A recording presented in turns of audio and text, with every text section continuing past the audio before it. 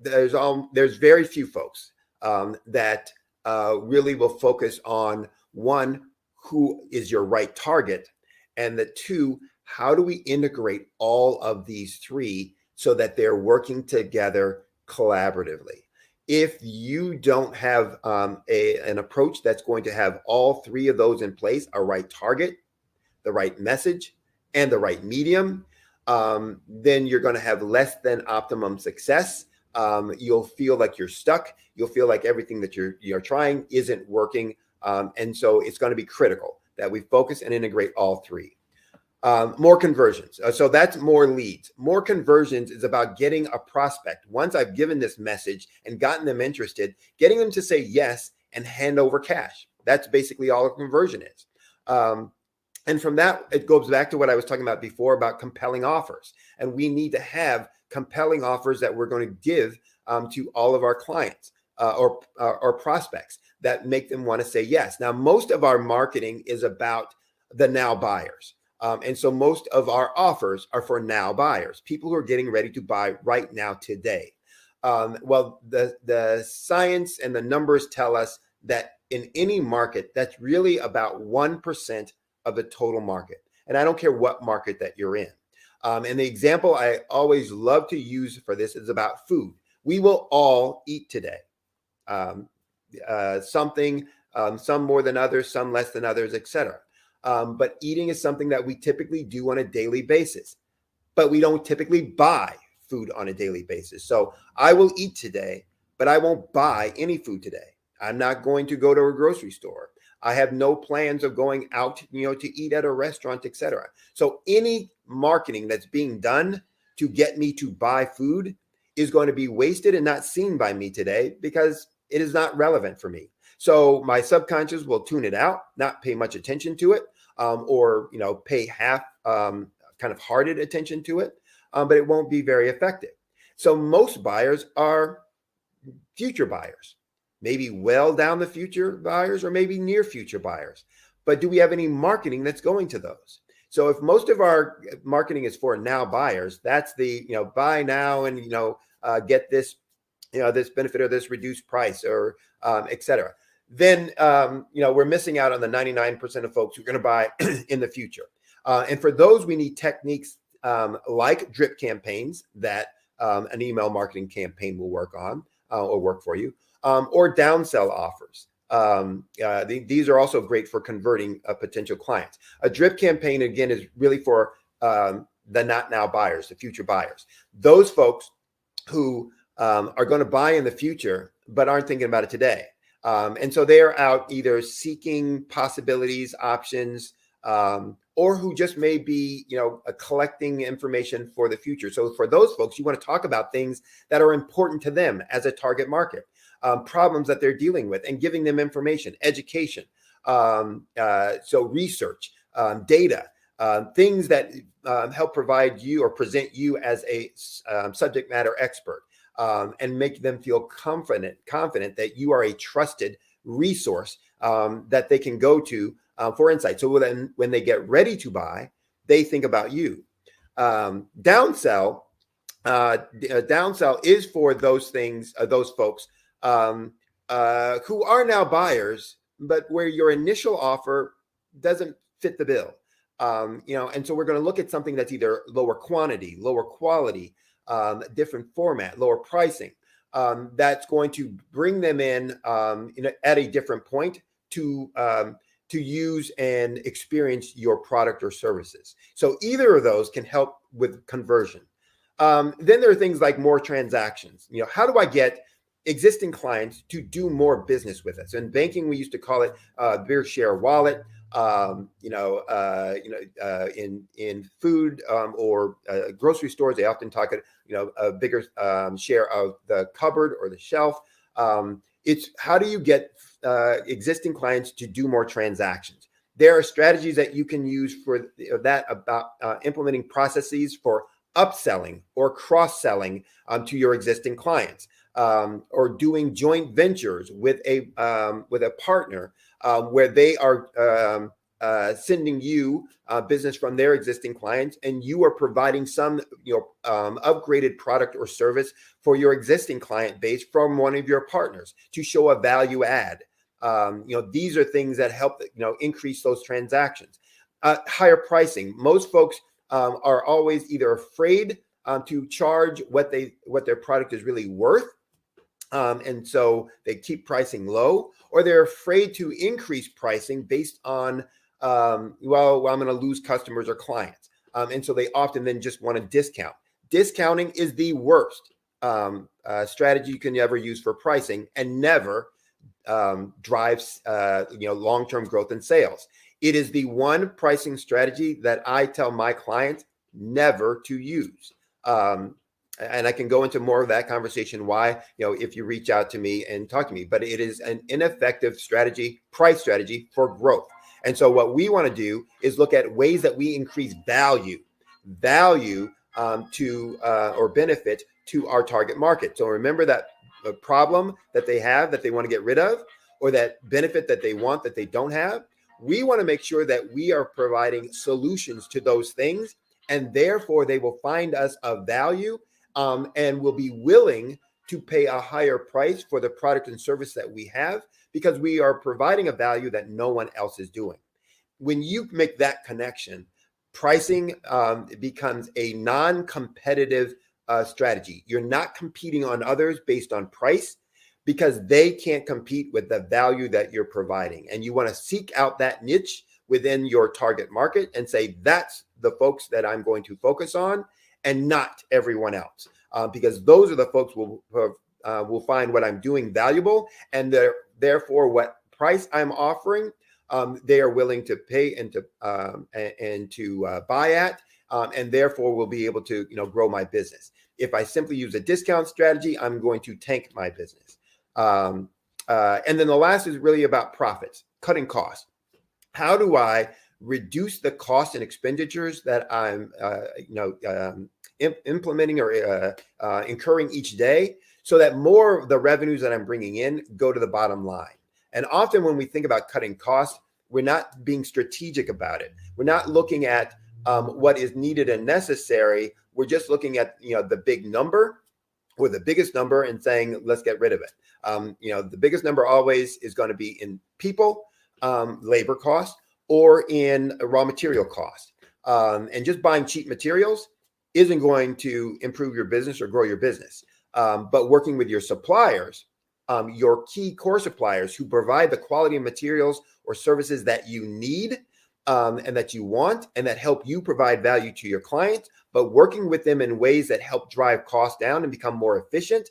Those are strategies that are going to lead to long-term growth and more profits because of a reduction. Looking for things that are inefficient within your system and structure. And those are things that I do with folks on the Six Sigma and total quality control kinds of things, are going to help you become more efficient within your business. So I guess in trying to wrap this up, it's not any one of these strategies that will lead to explosive growth. It's the fact that you can put in small incremental improvements in each of these areas that have a multiplicative effect on your entire business. And because they're procedure-based, process-based, behavior-based, they don't cost anything to implement, or they're very inexpensive at worst to implement. But usually they're low cost or no cost to implement. But because their behavior changes, they quickly can be implemented. And because their behavior and process-based, they're quick to see results. You don't have to wait for some equipment piece to show up.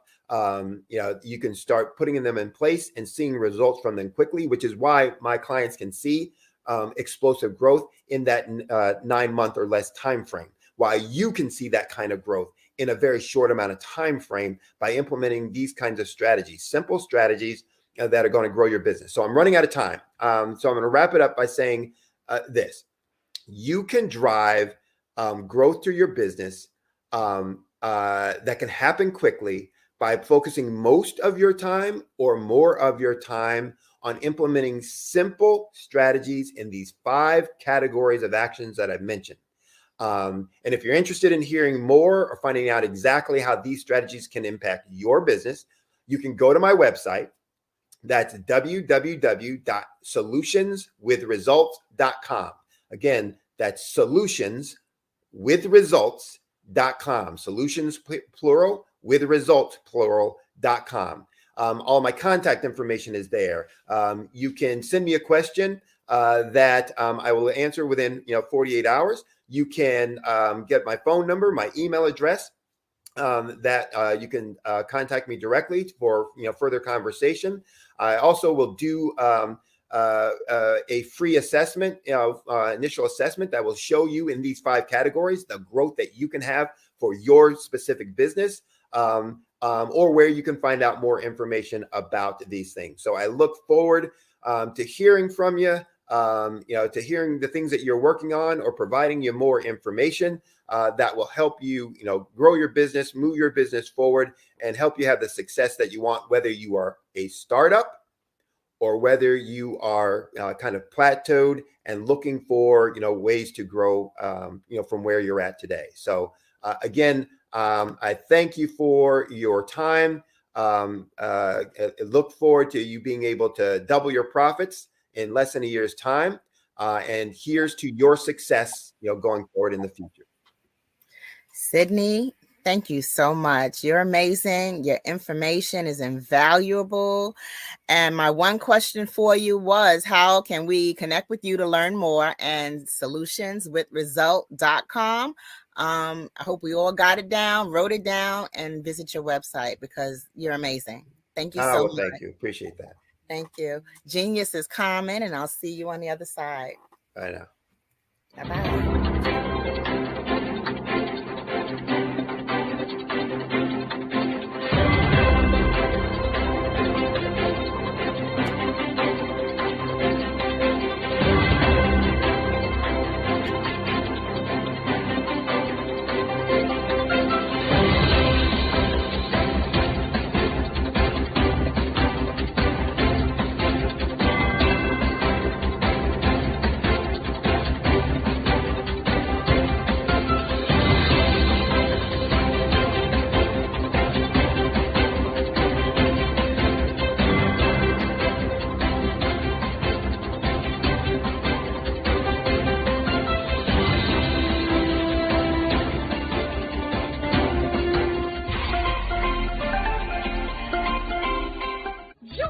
Dr. Eric Kelly III and a host of phenomenal speakers from all around the globe for this 7-day virtual event that you don't want to miss.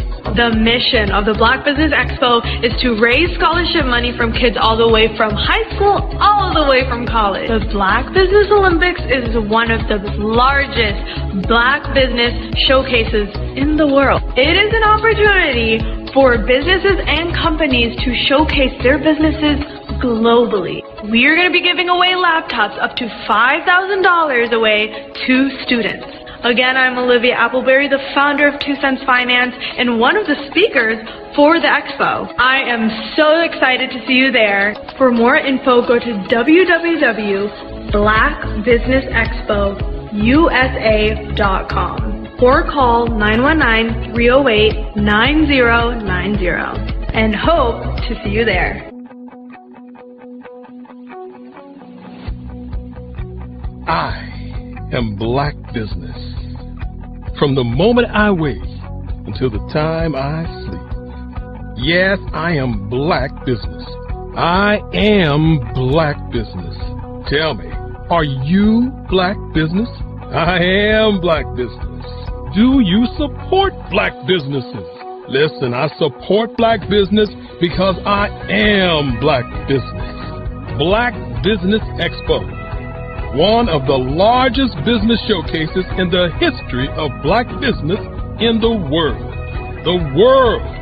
Sign up today at www.blackbusinessexpousa.com or call 919-308-9090. I am Black Business. I am Black Business. From the moment I wake until the time I sleep. I am Black business. I am Black business. Are you Black business? I am Black business. Do you support Black businesses? I support Black business because I am Black business. Black Business Expo, one of the largest business showcases in the history of Black America in North Carolina. Black Business Expo, one of the largest business showcases in the history of Black business in the world.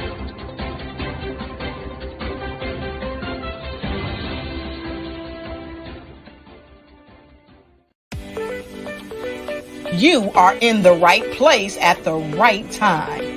The Black Business Network opens again for its Black Business Olympics, a 24/7 broadcast on business, strategies, global branding, social media marketing, finance, advertisement, and much, much more.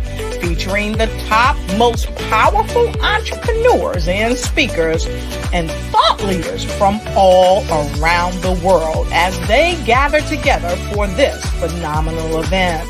Join the Black Business Network streaming live into the metaverse, STEM City, USA, Black Multiverse, Pod TV, Roku, Hulu, iHeartRadio, Apple TV, YouTube, TikTok, Instagram, Google Podcasts, Facebook, LinkedIn, IBM TV, Spotify, and Twitch. Tune in today and be a part of this amazing movement. The Black Business Olympics welcomes you.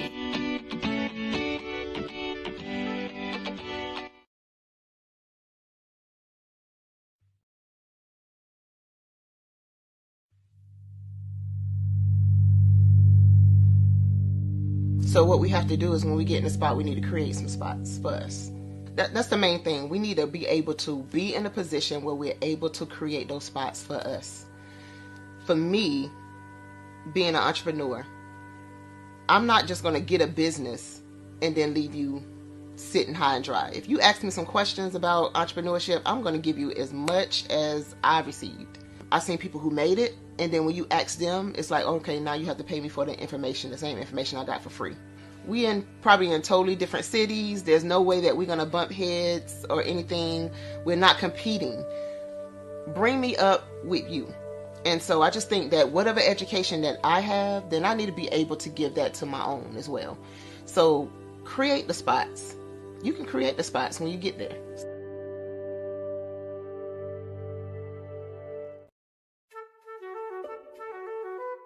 This is Dr. Arnold T. Petsworth. He's the owner of Petsworth Vet World, a veterinary clinic in Hopton, Connecticut. His patients include dog, cat, frog, fish, Goldie, dog, and this alpaca. Due to doctor-patient confidentiality, we can't tell you their names. Business at Vet World was steady, and then quarantine hit. Neighbors brought new four-legged friends into their homes. Bunnies. Bunnies everywhere. Dr. Petsworth welcomed these new patients with open arms. The only problem? There were more appointments than he could manage. That's when Dr. Petsworth turned to his American Express business card, which offers spending potential that's built for his changing business needs. He decided to hire a new assistant, Julio, and with spending power built for business purchases, he used his card to furnish a new exam room. Together, Dr. Petsworth, Julio, and American Express Business made sure all the pets of Hopton got the love and care they deserve. And everyone was happy. Get the card built for business by American Express.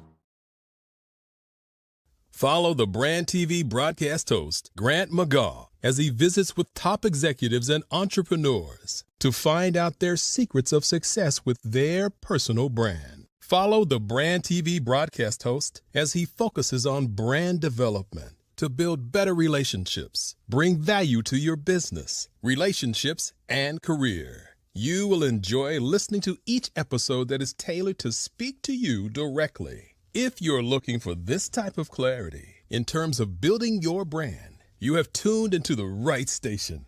Each episode will help you to shape a conversation in the 5-star BDM network. of 20,000 professionals and become a springboard for your corporate engagement and business opportunities. Each guest will frame their story in the areas of personal branding, business development, career development, financial empowerment, and technology innovation.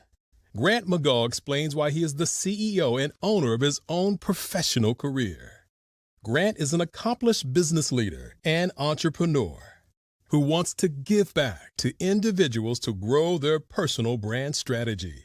Tune in as he weaves his story about new possibilities, while to you exceed expectations. If you love storytelling, this show will make for fun. Did you know women represent just 3% of Fortune 500 CEOs and less than 15% of corporate executives at top companies worldwide? Have you wondered what the secrets are to getting into the top ranks, whether in the private or public sector? Do you want to figure out how to stop being held back in your career or passed over for promotion? Then you're in the right place. Hi, I'm Dr. Madeline Ann Lewis, President and CEO of the Executive Women's Success Institute. I have decades of experience in the military, the federal government, and corporate America, and my mission is to help women succeed and tap into their full potential. I want to reach 1 million plus women around the world to become the leaders they are meant to be. So if you want to move into a management or executive level position, or maybe you are a female veteran transitioning out of the military into business entrepreneurship, then reach out to the Executive Women's Success Institute at 301-693-3284. Let us get you on the fast track to success.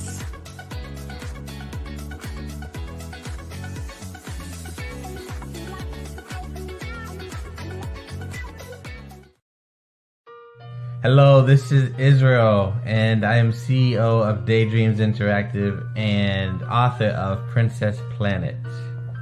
So, genius is common, and as a kid, I loved to daydream. Even as an adult, I love to daydream. And when my daughter became 6 and loved princess characters, but we just could not find the diversity that showed her, we created our own characters. So, for instance, you have Princess Nulu right here. Princess Nulu is from Uganda, and her genius is that she loves to take care of animals. She can actually even listen and hear what they say. And then we have Princess Isabella right here. Princess Isabella, she's from Cuba, and her genius is biochemistry. One day she hopes to eliminate disease. Then we have Princess Nia right here, and Princess Nia is based off of my daughter, and she is what she wants to be, the greatest dancer alive. So that's her genius. So what's your genius? My genius is my imagination. Genius is common.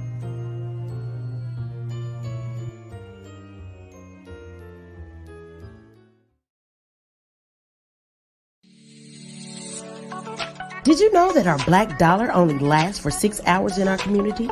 Yet other communities, their dollars last for 19 to 30 days. The Black Wall Street Nation. Black Wall Street Nation. Yes, that's why we created the Black Wall Street Nation. Black Wall Street Nation is a centralized directory available to all black businesses across the world. It was created for businesses like you, the ones that want to start and the ones who have a dream that have already started, such as businesses like Drop in a Bucket Productions, Valito Foods, Sugar Tea Branding Firm, All the Dazzle, Bun Cakeaholic, Miss Riot, and you. We'll have marketing, seminars, and some funding coming soon just for you. So, we want you to come and join us. www.blackwallstreetnation.com. See you there.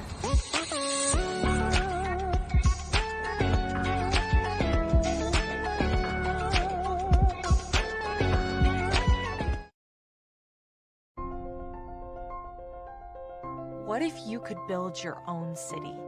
A place where every child can find nurturing people to help them achieve their full potential. A place where every adult can access job training support, where health education is abundant, where social justice ruled the land. A place without limitations. Welcome. You have arrived at STEM City, USA. It is what every city should be. A safe and trusted community where you find people and resources to help you become everything you are and beyond. STEM City is unlike anything you have ever experienced. It is a digital twin of the world around you, only better. STEM City is about energy and soul renewal. It is more than a digital world. You can almost feel the power of live cultural events, music, and theater. STEM City promises a better future for children with caring mentors and hands-on activities with dedicated tutors to support our youth. STEM City is your passport to a healthy lifestyle with weekly events addressing our community's many issues. STEM City is your financial well-being with helpful information on wealth management, career advancement, job training, and so much more. STEM City is the community you deserve.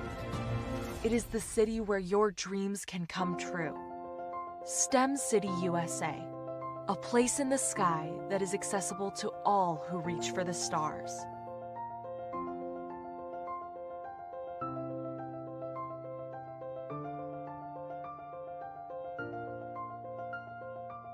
I'd like you to imagine with me, if you will, opening an app where you can collaborate with like-minded individuals from around the world, get inspiration and in-app tools to launch and grow your business, as well as share your knowledge and earn compensation, all in one app. Well, the name of that app is Truso, short for Truly Social. Hi, I'm Matthew Newman, the founder and CEO of Truso, a new concept in social media. Truso is designed from the ground up to be a platform that's both social and empowering for all its users. How exactly do we do that? I'm glad you asked. First, Truso brings the world together via video. Psychologists assert that video provides a significantly more effective connection than audio only. When you enter a community on Truso, you're face to face. Second, on Truso, you don't have to have 1 million followers to monetize. Our business model allows all hosts and moderators to monetize, no matter the size of your following, by 1, producing fee-based content, and 2, inviting others to join the platform as subscribers. Even more, Truso has an in-app resource library with over 100 free resources, forms, and documents to help you build your brand and grow your business. Third, Truso is inclusive. The deaf and hard of hearing communities make up 360 million people worldwide. Unlike audio-only apps, Truso embraces its community, providing a networking platform that allows them to participate via video and closed captioning.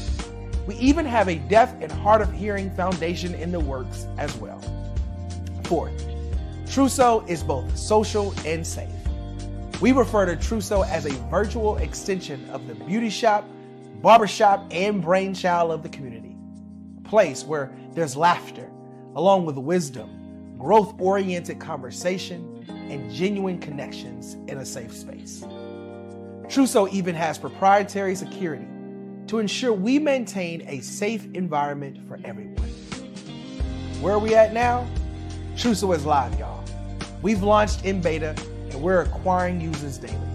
We have an incredible development and marketing team, plus amazing celebrity influencers at the table, helping us spread the word around the globe, beginning within the African diaspora and beyond by creating a safe space for growth, connection, and collaboration. We're truly excited about Truso. We've created something special for which there is a global market. And we invite you to embark on this journey with us as a shareholder. The future for Truso is truly bright. Join us and let's go there together.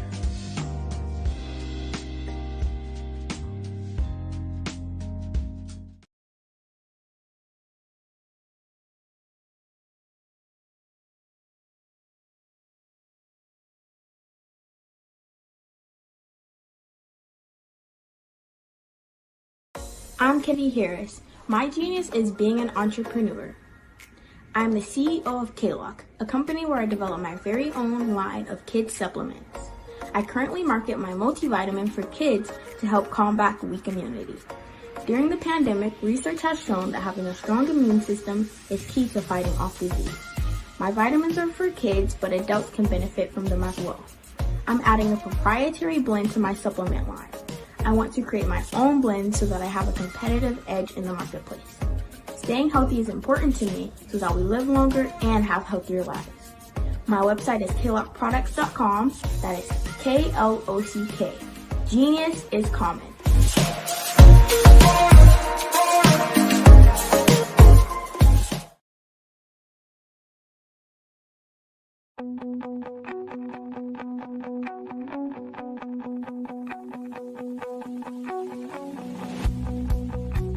I am Black business.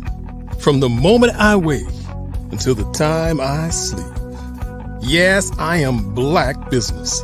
I am Black business. Tell me, are you Black business? I am Black business. Do you support Black businesses? Listen, I support Black business because I am Black business. Black Business Expo, one of the largest business showcases in the history of Black business in the world. The world! Sign up today at www.blackbusinessexpousa.com or call 919-308-9090. I am Black business.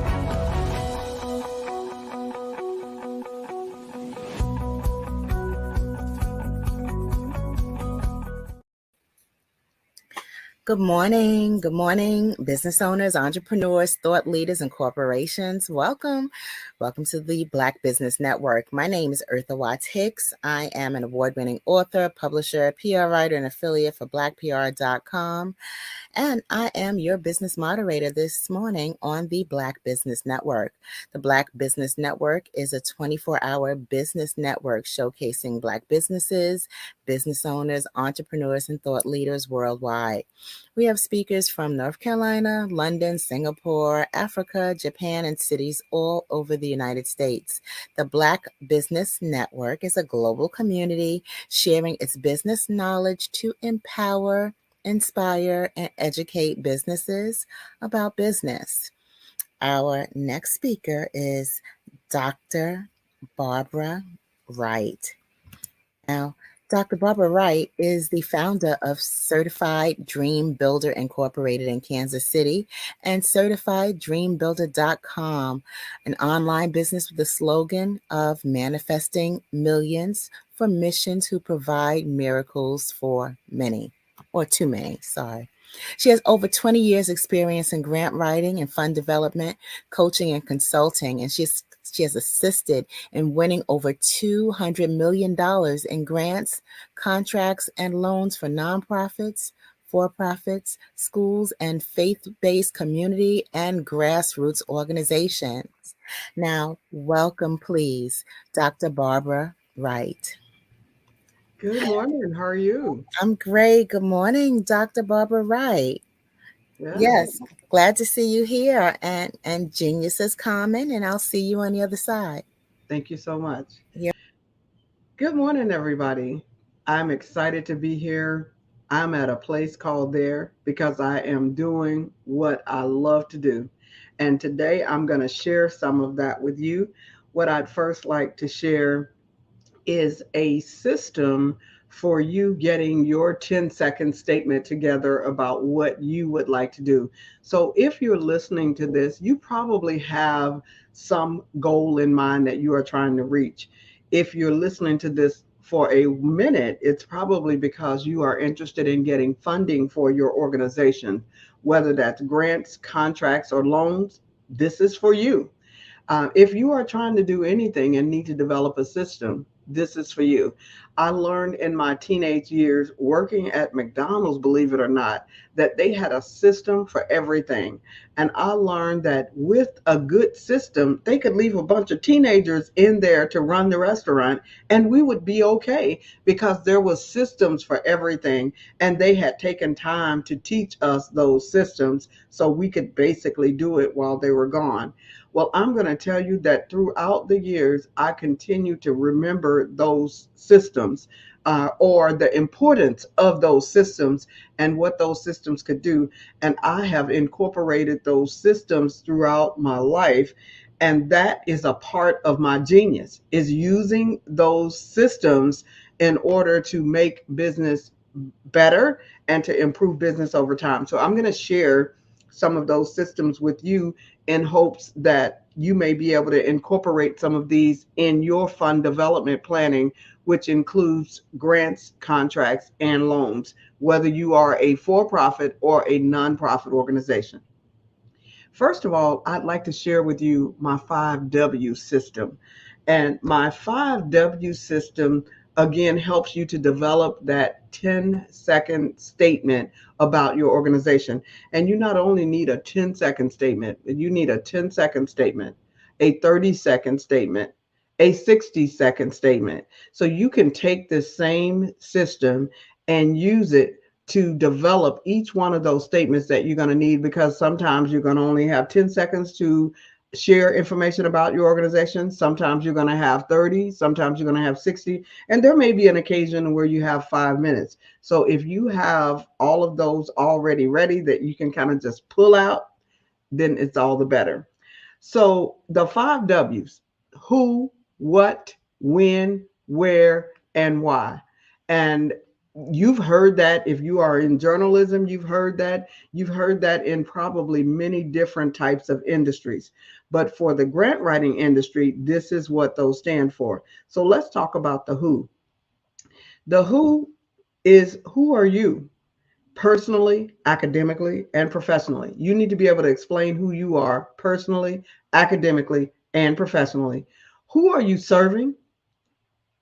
Your initial targets, and then your future targets. And remember, when you plan a business, or maybe this is an introduction to you, when you are planning a business or a nonprofit, you are doing a strategic plan, which means that you are projecting out at least 3 to 5 years. So right now, your initial target may be these people, but in the future, your target may be someone in addition to those people that you're starting with.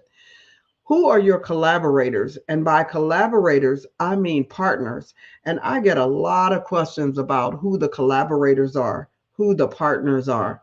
These collaborators or partners could be local, national, or international partners, depending on whether you're doing local, national, or global work. Your partners are people who are going to help you reach your goals while they are reaching their goals. Your partners, think of peanut butter and jelly. I say that a lot because it helps you to think how they need each other. Peanut butter and jelly. And some of you would say, I don't like peanut butter and jelly together. But for the most part, peanut butter and jelly goes together. If you are a hamburger, a bun makes it nice. If you are a hot dog bun would make it nice. So if you think like that when you're thinking about your collaborators, those are people that work with you in order to make a sandwich, or they work with you in order to make your program, product, or service even better. Those people stand to gain from you being successful. If you were a toilet stool, then your partner might be the manufacturer, or if you're manufacturing toilet stools, your partner may be the person who manufactures tissue, because those work together. Or if you manufacture the base and the back, the person who manufactures all of those tools that attach to the base and the back would be your partners. So if you are a nonprofit and you are providing a supportive service, then you may partner with an organization that is providing programs that complement your supportive service. Let's say you're providing housing.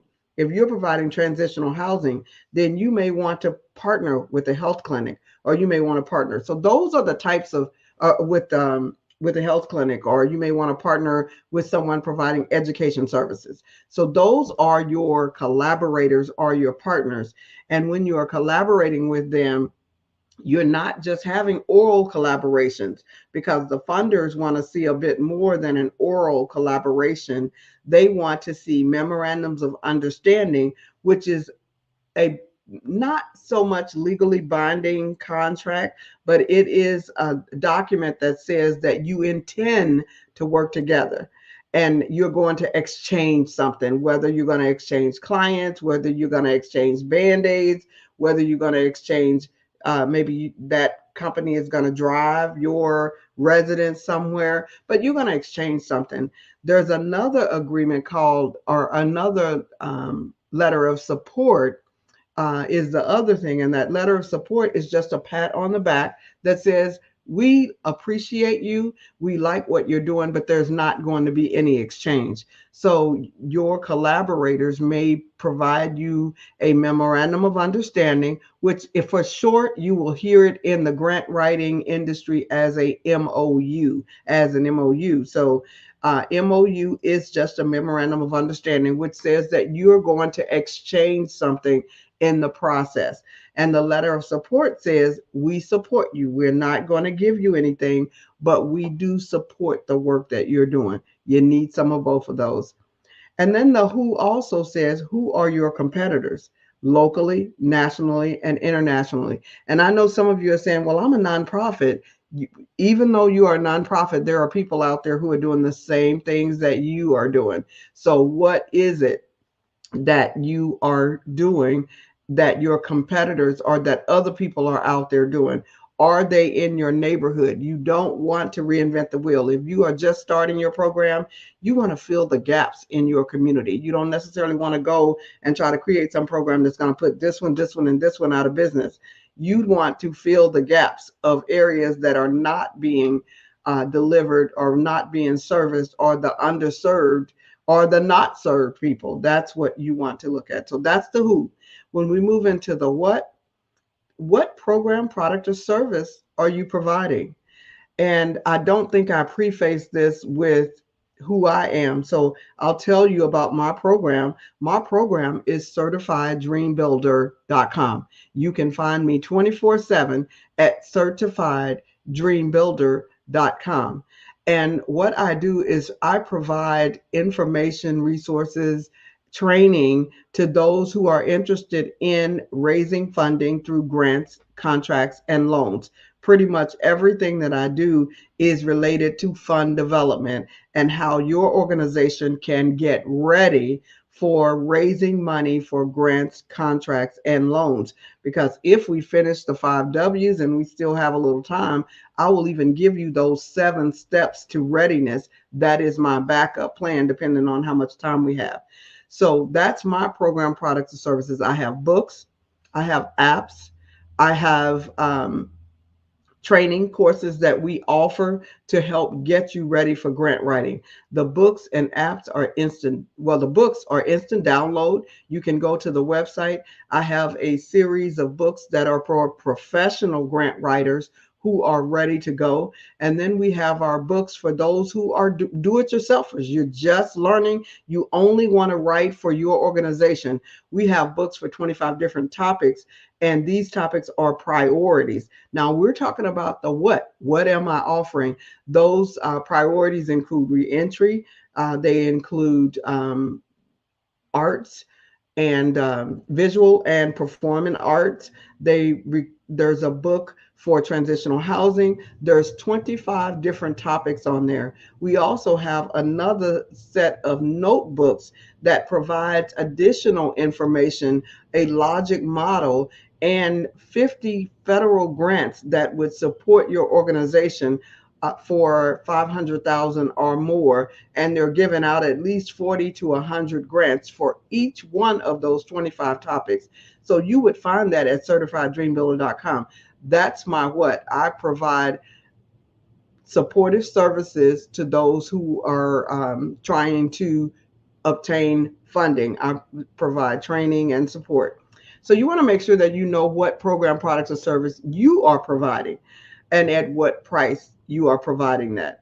The when are you providing your program, product, or service? You're providing it hourly, daily, weekly, and you want to make sure that you are providing it online so that no matter what happens with our COVID shutdowns, no matter what happens with anything that takes place, you are prepared and you are ready to go. So what program, product, or service are you providing, and at what price?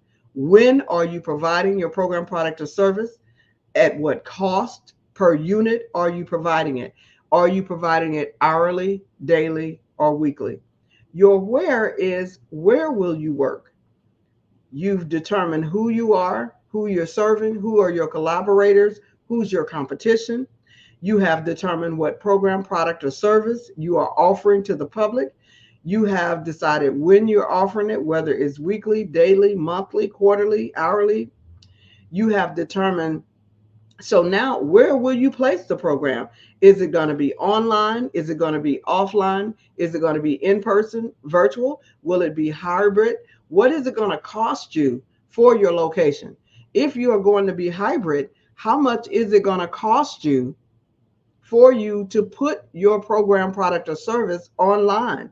And I would say in this day and time, with there being rumblings of another shutdown, I would say that you should make sure that your program is at least hybrid so that you are offering it in person and you can also offer it virtually, because you know the technology that it costs and you know the protocol for getting yourself online. And lastly, of the 5 W's, the why. Why is your program, product, or service needed? And this one may elude some people. So I want to make sure that you understand. I want all my friends in here to understand this part. So why is your program or product or service needed? The way you answer that is you find statistics to support what you are doing. You go out and you research and find statistics. For those of you that are doing programs, products, and services as a nonprofit, there's a website out there called city-data.com. And speaking of that, those resources on my website at certifieddreambuilder.com, every one of these resources that I mentioned, you can find them there on certifieddreambuilder.com. But the one city-data.com provides you all the information that you would need for your zip code, for your county, for your city, for your state, for the nation. And this information is aligned to the census, so you are able to get some up-to-date information. Make sure that you check out city-data to help you in getting those statistics that you need to support your organization. So that is your why. You need to be able to, when you are talking about your program, product, or service, you need to be telling people about the statistics that supports whatever it is that you're saying. Because if you're saying it without stats, you're just talking. But if you're saying it with the stats to support what you're saying, then you are using more empirical data and people are more likely to listen. They can't hardly argue with the stats. They can argue with you, but it's very hard for them to argue with proven empirical data and stats. So make sure that you know the stats. So those are the 5 W's: the who, the what, the when, the where, and the why of developing a 10-second elevator speech that will explain what you do. Mine is I help manifest millions for missions who are providing miracles to many. So make sure that you come up with something. Now, I like to use the M's because I can remember those. Yours don't have to rhyme. It doesn't have to be anything like that, but you want to be able to say what you do, and you want to be able to say it just if you're riding up on the elevator with someone and they ask you, what are you doing? You want to have some short statement that tells them everything that you're doing. I manifest millions for missions who are providing miracles to many. Come up with yours. All right, so that's our 5 W's. And so we're going to move into the 7 steps for readiness, or the 7 steps of readiness. How do you get your nonprofit ready to walk through the funding door.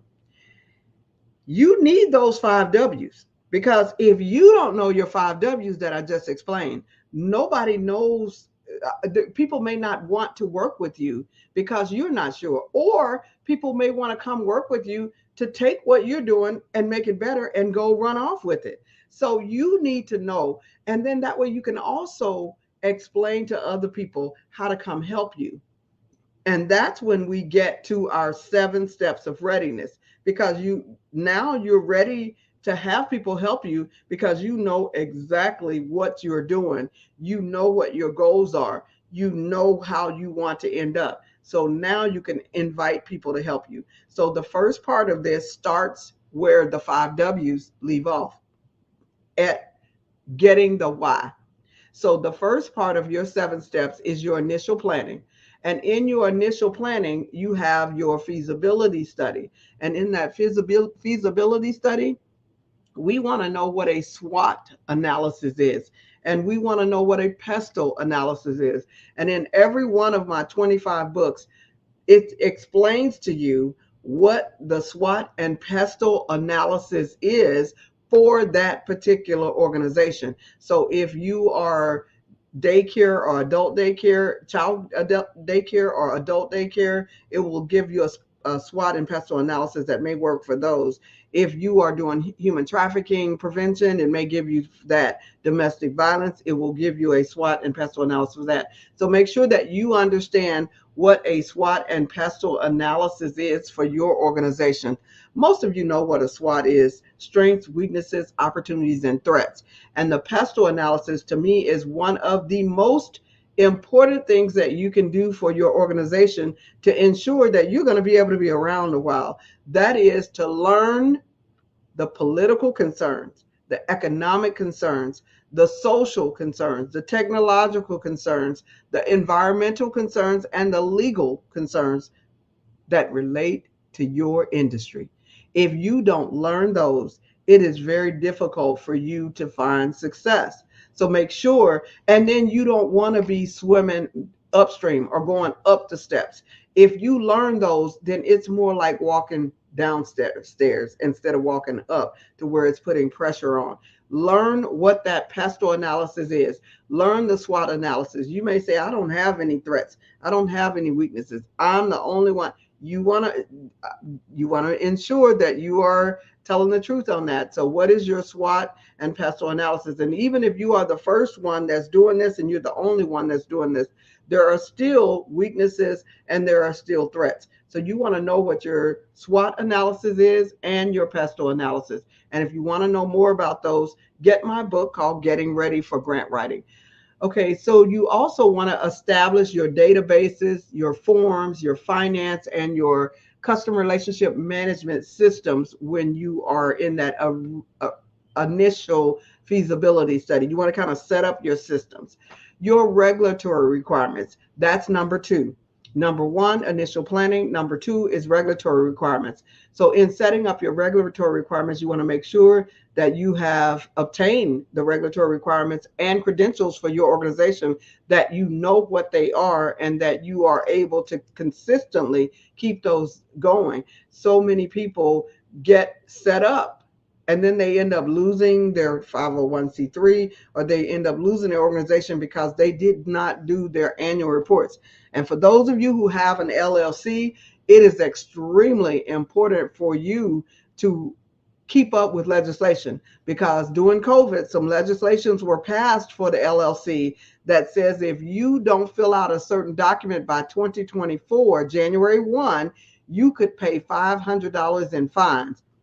For those that started prior to 2023, I think you have until 2025, but don't wait until January of 2025 to find this out. You need to be finding this out now. What is Dr. Wright talking about? There is a new legislation out there for LLCs and a new document that you will have to fill out at the beginning of each year. I think it's called the Corporate Transparency Act. I think it's called the Corporate or Company Transparency Act. And that form is going to have to be filled out, or you will have a fine of $500 per day. So make sure that you check out what I'm saying so that you can meet your regulatory requirements. And you want to establish the state incorporation. You want to establish your 501c3 if you are a nonprofit organization. If you are a minority organization, you want to make sure that you are getting the MWBA. If you are a woman business owner, you want to be designated as a minority woman business owner. You may say, I'm Black. They know I'm Black. No, you have to jump through that hoop and be designated as a minority business owner or a minority woman-owned business. And that will give you some preferences. I believe there's trillions of dollars being given out, which means billions of dollars are set aside for minority businesses. But if you are not officially established as a minority business, you will not qualify. Number 3 in the 7 steps is establishing business credibility. In establishing business credibility, you want to make sure that you have a bank that you can work with, and you want a Cheers bank. Actually, I love to call it a Cheers bank, because in a Cheers bank, somebody in there knows your name. So you want to go to a bank to where they care enough about you for somebody to know your name. And there's probably 1 or 2 individuals in there that you really want to know your name. And those are the wealth managers, because those wealth managers know the 5th generation millionaire, billionaire types they hold their account, and they know when the accounts reach a certain point, they give out grants. So there are some organizations, especially your larger banks.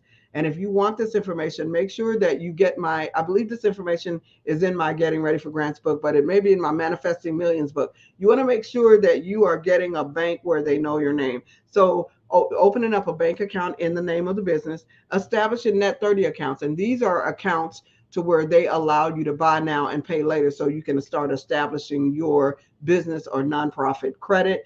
You want to make sure that your address is correct, that you get an address, a freestanding building business address. I don't believe the UPS address will work across the funding platform. I don't believe the FedEx address will work across the platform. So you need some type of physical address.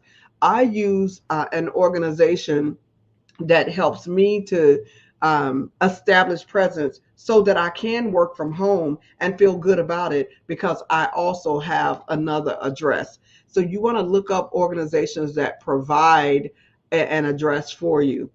Brand identity. What is your brand identity? Your brand identity is your logo, creating your website, making sure that you have a brand's manual. And in that brand's manual is your logo, your case statement, which is your mission, vision, and value statement. It's your colors. It's your letterhead. It's all of that information that identifies you. It's your logo. All of those things that identify you is what you want in that brand's book. And your website, you want to know who your home, your welcome page. You want your about us, or who we are, what we do, get involved, and you want your contact us. So those are the different things that you need on your website, and you need to build a social media presence. We're moving to number 5, collaborative identity. And remember, there's 7. On our collaborative identity, you have your community forum or community foundation registrations, your government registrations. You have your fundraising packet that shows what you intend to raise over the next few years, sometimes called your financial plan. You need your logic model, which tells your goals, your objectives, your activities, your evaluation, your impact that you're going to have. You want that logic model with your timeline. You want your board member names and your advisory boards. There is a difference between the board and the advisory board. And if you need to know more, get my book, Getting Ready for Grant Writing, because this list of information that I'm giving you is that total book. It helps walk you through it so that you can get yourself ready for grant writing. And then, as earlier I talked about the MOU, letter of support, that's the other thing that you need doing collaborative development. Number 6 of the 7 is sustainability plan. You need to make sure that your organization is scalable. You have a scalable operating budget. That means the amount of money that you need to actually run your whole organization. You want to have your project budget. That is the amount that you're asking this funder for. You may have 10 funders, but each funder, you're going to ask them for one of the line items in your budget or for some project in your budget. So that's why you need an operating budget, and you're going to need a program budget for every time you apply for a grant, and then your sustainability and financial plan. Lastly, number 7 is your grant writing tools. You need your grant writing template, which basically is your full grant.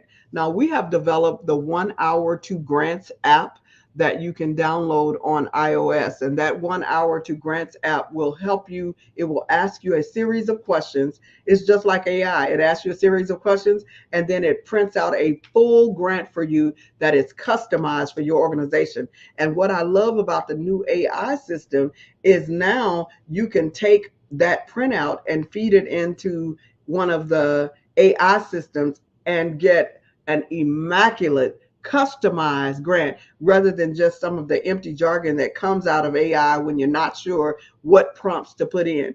The app provides you a great prompt. So keep that in mind. But you want a template of what you are providing, because you're going to use that to train your board members. You're going to train your advisory board members. You're going to train your volunteers with that so that they know what your logic model is. They are able to look at that logic model and see exactly where they fit. Now, I have developed a logic model that includes the budget, and that is the difference between my system and another system.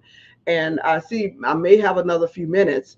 Again, this is Dr. Wright with CertifiedDreamBuilder.com. You can find free resources there 24/7. Free, yes, free academic, personal, professional, grant writing resources there, absolutely free. And for those of you who are on Clubhouse, there is a whole Clubhouse section to where we update it every month. Sometimes every week it is updated with new resources for you. You want to check that out at CertifiedDreamBuilder.com. So let me give you, lastly, my commonalities of grants, because what I have found is that grant writing is much easier, and only easier, if you come up with a system. Now, AI has helped it to helped us expedite the process and to make it better. But if you want to get funded, you need to understand the commonalities of grant writing and then come up with your system. So what are the 4 commonalities of all grants? I don't care how little money they're giving away, or if it's a federal grant where they're giving out millions of dollars. What are the 4 commonalities? Number 1, the executive summary, sometimes called the letter of inquiry, because they will ask for a letter of inquiry instead of the grant, and then they'll decide whether they want to invite you to apply. So and that's, you get that from those 5 W's that I talked to you about earlier. So your executive summary is just an explanation of those 5 W's, to where you are telling them who you are, what you're doing, when you're doing it, where you're doing it, why you're doing it, and you're including how much do you need. That's your executive summary, and that's your letter of inquiry. So that's part 1. There are 4 parts, remember. Part 2 of the 4 is your narrative, which is the story of the grant.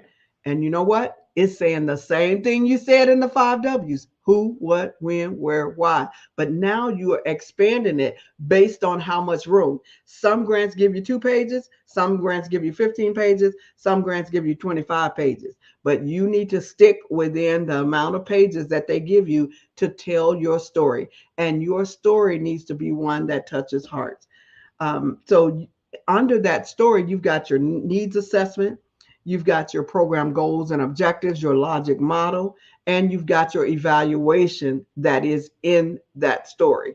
How you're going to disseminate information, how you're going to sustain the program, how you're going to evaluate the program. All of that is under that narrative section, a description of what you are doing, your history. All of that is in that narrative section. Not necessarily in that order, but that is where you find all that information. Number 3 of the 4. So I gave you 1. Number 1 is executive summary. Section 1 is the executive summary of any grant. Section 2 is the narrative. And the executive summary is the 5 W's. So section 2 is the narrative that expounds or expands the 5 W's. Section 3 is your budget and budgeted narrative section that explains the cost, what it costs to actually do your program. And you're given a line item budget, and you're also given a narrative statement, a brief statement about what each one of those lines mean. Most grants, almost all grants will give you this. And lastly, number 4 is your supporting documents. That's the proof of what you said. And I see that she is back. How are you? Yes, I am. Thank you. Thank you so much, Dr. Barbara Wright. Today is just one of those mornings where I'm taking plenty of notes myself. I've already gone to certifieddreambuilder.com. Right. Your website is full of information and your insights as well, just phenomenal. So thank you so much for sharing with us this morning. Jean, how can we connect with you on social media? You can connect with me at certifieddreambuilder.com. I'm also on LinkedIn. I am on Facebook, Instagram, TikTok, all of them. So Dr. Barbara Babby Wright. Thank you so much, Dr. Barbara Babby Wright. Genius is common, and I will see you on the other side. Thank you. Thank you. Wow, that was amazing. Whew. Okay, well, the Black Business Expo's mission is to raise funds for our high school seniors going to college or K through 12 entrepreneurs. The mission is to fund, it's a fundraiser for students who may go to www.blackbusinessexpo.com to donate to the scholarship fund, or you can use the Cash app that's on the screen below and use $BBXUSA. Our goal is to give laptops and up to $5,000 to 10 students. Students can register online at www.blackbusinessexpousa.com. Every dollar counts. So we want to remind you to donate to the scholarship fund. And we want to thank our Black Business Expo USA sponsors for August of 2023.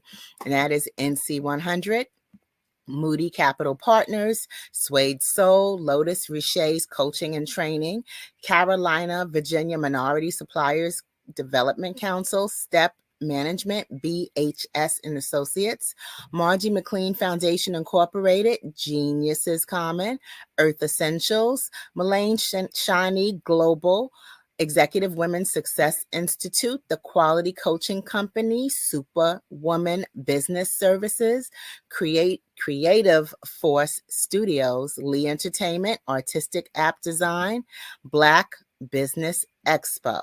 Genius is common, and I will see you on the other side.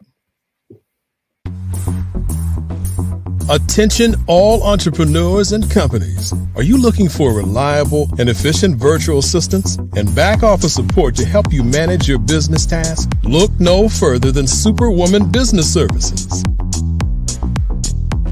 Our team of virtual assistants provides a full range of administrative support services, including operations management, social media marketing, and much more. We also offer website design services to help you create a professional online presence that reflects your unique brand. In addition to administrative support and website design, we offer business development and structuring services to help you grow your business and achieve your goals. We'll work closely with you to identify areas of improvement and develop a customized plan to help you reach your full potential. At Superwoman Business Services, we understand that running a business can be overwhelming and time-consuming. That's why we're here to help you fly high and achieve success. Our virtual assistants are highly skilled, experienced, and dedicated to providing you with the support you need to thrive. Come fly with us and take your business to new heights. Let us help you become the superhero entrepreneur you are meant to be.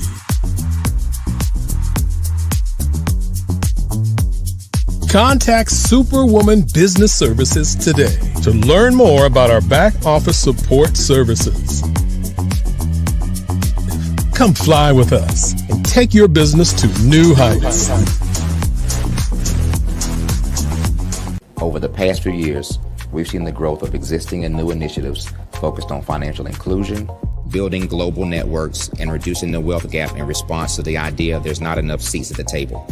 Whether their outcomes are to increase the representation of Black executives on corporate boards, ensure an inclusive global economy, or to create new U.S. African commercial pathways, the strategies are often carried out by separate programs.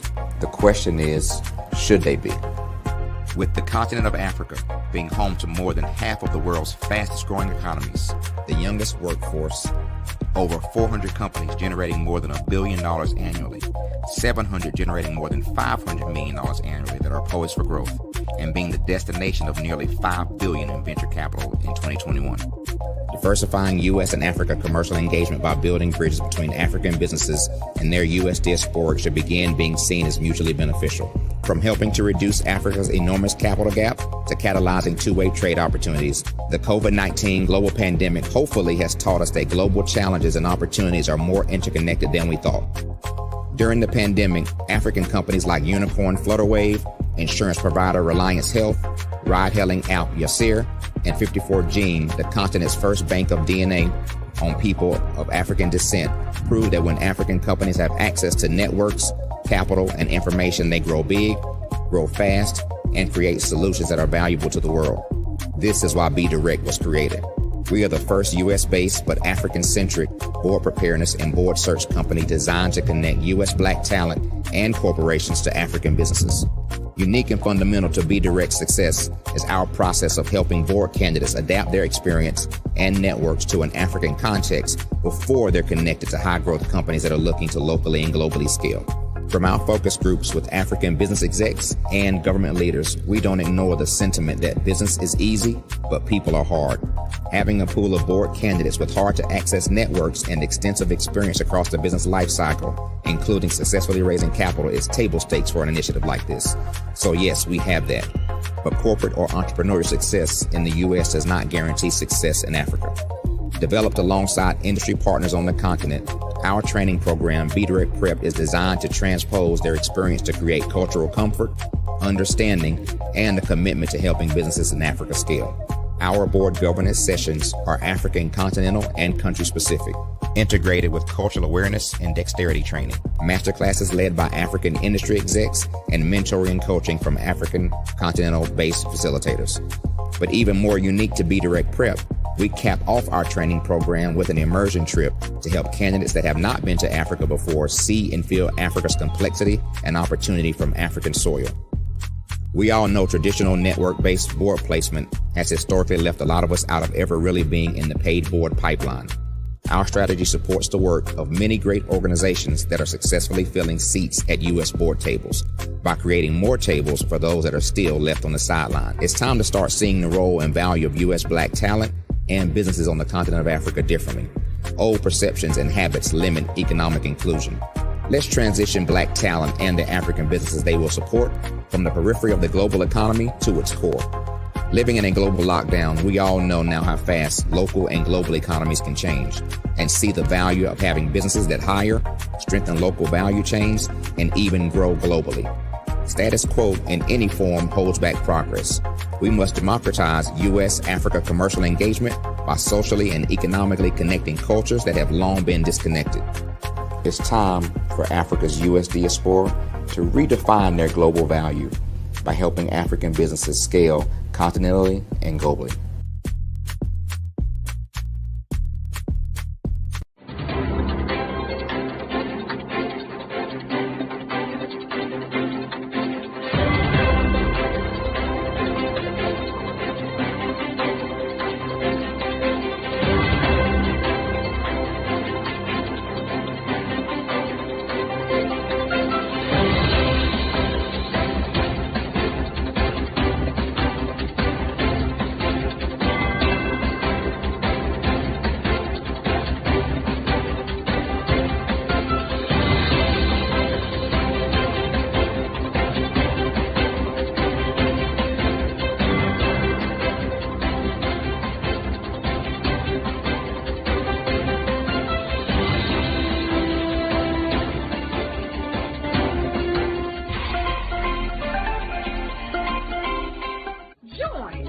Dr. Eric Kelly III and a host of phenomenal speakers from all around the globe for this 7-day virtual event that you don't want to miss.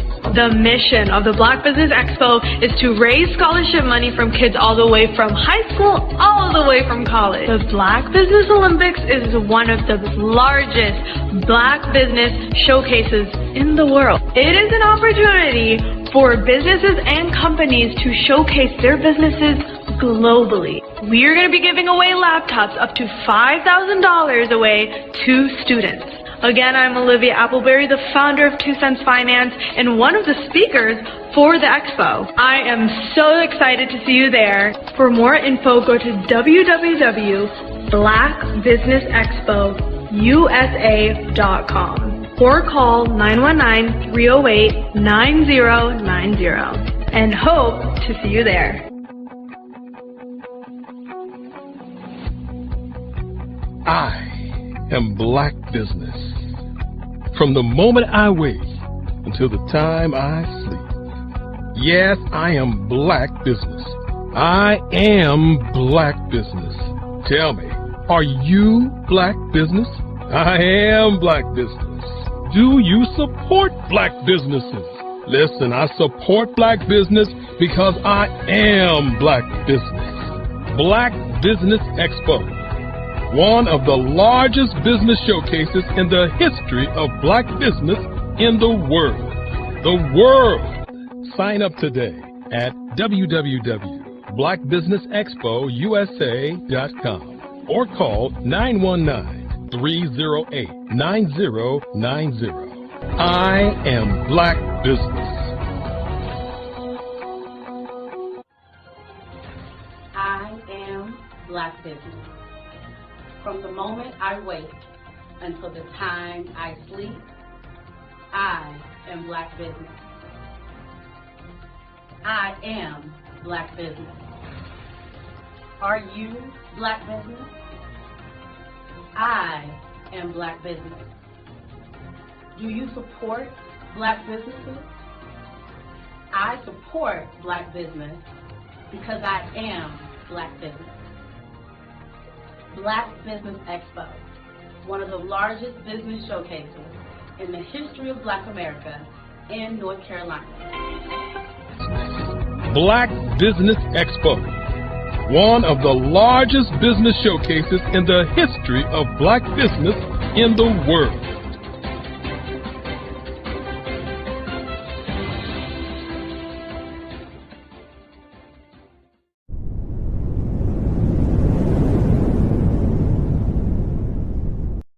I am from Washington, D.C., but I was raised in Durham, North Carolina. I came to Durham when I was about 5 or 6, and then I traveled back and forth to D.C. because it's where my people are from. One of the unique things about my family is my mother, she's also an artist. She does quilting, and she does a lot of artistic things, and then my son, he draws with both hands, his right hand and his left hand like I do. So that's kind of a family trait. And then my other son, he's a videographer, and my daughter, she works, she's a regional vice president for Sunglass Lab. When you start out drawing and sketching, you want to continue to explore, you know, each avenue. I do pastels, I do pen and ink, I do painting, I do acrylics. I haven't done oils yet. But I try to do all facets of art. What I say to a lot of times to people is, you know, you can't put yourself in a box when you're an artist. You have to explore. And over the course of my life, I've tried to explore different mediums. I also do sculpture as well. I choose my subjects by the intensity that they have in their faces, or the intensity that somebody is moving, because I do more than portrait drawings. I also do I do abstract, and then I do figurative drawing also. Well, what happened in this particular show is that I started out trying to come up with something that would be a little bit different than what everybody else is doing. So I was working on a Barack Obama show, and they wanted me to do some paintings of Barack. And so what I did was because of the deadlines, I kind of did it kind of fast. And then I realized when I was doing it fast, I enjoyed it. And so then I started doing other pieces the same way, and I started to enjoy those pieces also. And so I came up with this particular style, and it's a style of lines and colors.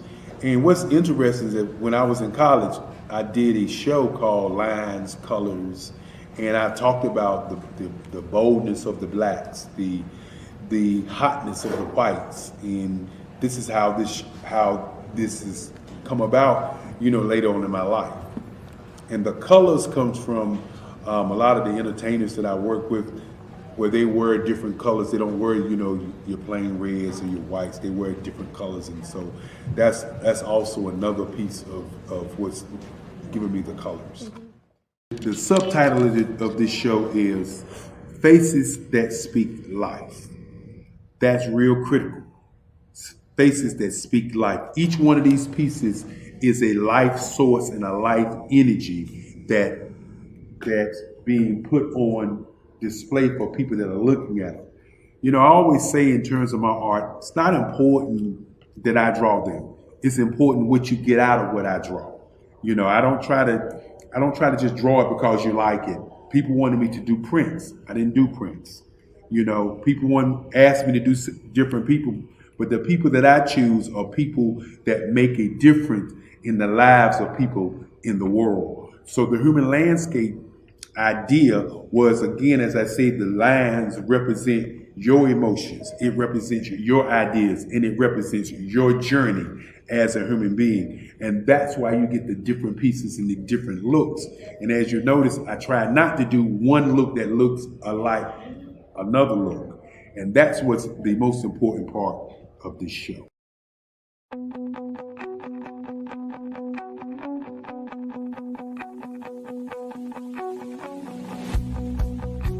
I am Black business. From the moment I wake until the time I sleep. Did you know that approximately 333.34 million businesses exist today, according to a report from 2021? And you may be one of those businesses, or maybe you're not in the business market yet, but you're aspiring to be a business owner. Well, guess what? You're in the right place at the right time. Because let's face it, everything is about timing and opportunity. Hi, my name is Dr. Lotus Richey, and I'm the CEO and founder of the Lotus Richey Coaching and Consulting LLC, along with the Lotus Richey Ignite Show. 15 minutes of success with Dr. Lotus Richey, as well as books to boom your business and bring who you are. And today, I want to bring this amazing message to you about the Black Business Network and the Black Business Olympics. See, the Black Business Network and the Black Business Olympics is designed to help people just like you, that's right, that look like me, to take their business to the next level. Not just in your front yard or your backyard, but globally. The Black Business Network and Black Business Olympics is designed not to just help you survive, but to help you thrive. So join us today as we come together with businesses all around the world to support our students, our children, our young teens, our young entrepreneurs. What we do is we come together to help raise funds for students who are aspiring to be business entrepreneurs, who are aspiring and who are thriving in college. We endow them with a wonderful opportunity to gain scholarship of either a laptop or several thousands of dollars. And we invite you to help be a contributor to this amazing opportunity to help someone that looks just like you. So join us today at our website and let us connect with you and help you ignite and take flight in every area of your life on the Black Business Network and the Black Business Olympics. I'll see you on the other side.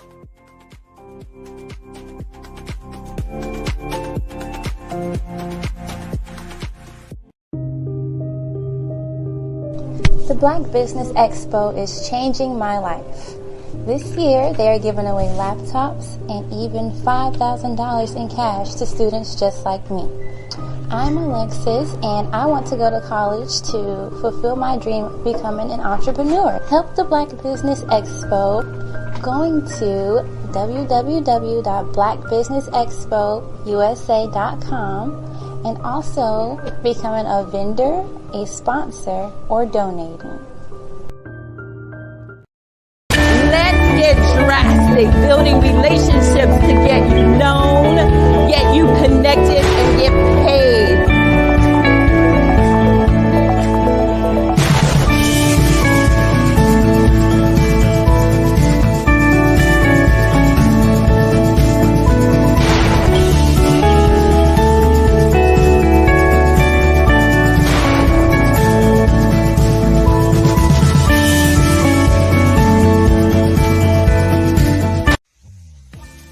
Are you ready? Are you ready? The Black Business Olympics will be held September the 19th through the 25th. Can't wait to see you there. I'd like to invite you to the Mastermind meetings. The Mastermind. Prepare for what's coming and dominate in economic winter. Stand strong and thrive by showcasing your great products and services globally through the Black Business Network and Black Business Olympics. The Black Business Network has showcased over 2,000 companies with over $7 billion in sales each year. Over 10 million attendees have viewed the rebroadcast each month. Through the Black Business Olympics, unique styles of business training and mentoring are turning students into business owners and entrepreneurial warriors who will dominate in any economy. Gain the ultimate advantage of the Black Business Olympics, 7 days of unbelievable topics and speakers speaking around the globe. Donate your time and experience to provide expertise and scholarships to students worldwide and change the world. Now, more than ever, new insights, tools, strategies, and capabilities are needed. This is your chance for a major presentation to the world. Fill out the form and join the more than 2,000 speakers who have presented to over 200 countries. Join the Black Business Network streaming live into the Metaverse, STEM City, Black Multiverse Enterprises, Hulu, Amazon, YouTube, iHeartRadio, Apple, Facebook, LinkedIn, Pod TV, IBM TV, Spotify, and Google Podcasts. Sign up today. Spaces are limited, and we will see you there.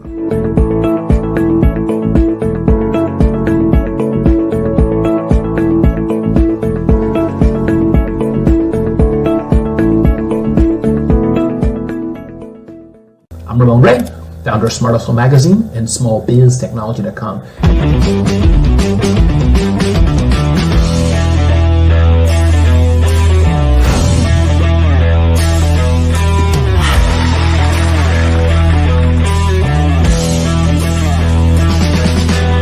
You're here today to celebrate small business success. Stand up on your feet. You rocked the house. It was amazing. Didn't we learn? For me, success comes from failure. One thing not to do is shake somebody's hand like this.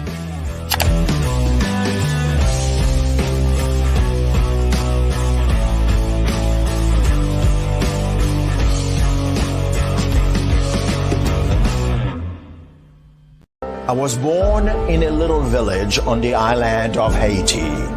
Many deadly diseases pounded me. It is as if they were on a mission to end my existence on this earth. I refused to give up. In 1983, I left Haiti and came to the United States of America. And I came with $5, 2 shirts. I didn't speak any English. I came to Atlanta. I got a job. I was a doorman. I was a doorman with a dream. What I used to come on stage. I'd rehearse this moment that I'm standing in front of you. That's the power of a dream. Maybe today is the day you begin acting as if you already have it. And then step out with full force. Take a risk. No condition is permanent. Don't let your situation distract you. You are chosen. You are called. You are born for a purpose in this life.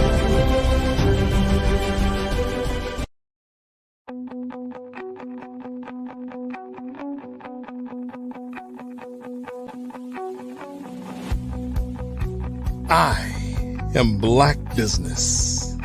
From the moment I wake until the time I sleep. Yes, I am Black business. I am Black business. Tell me, are you Black business? I am Black business. Do you support Black businesses? Listen, I support Black business because I am Black business. Black Business Expo. One of the largest business showcases in the history of Black business in the world. The world. Sign up today at www.blackbusinessexpousa.com or call 919-308-9090. I am Black business.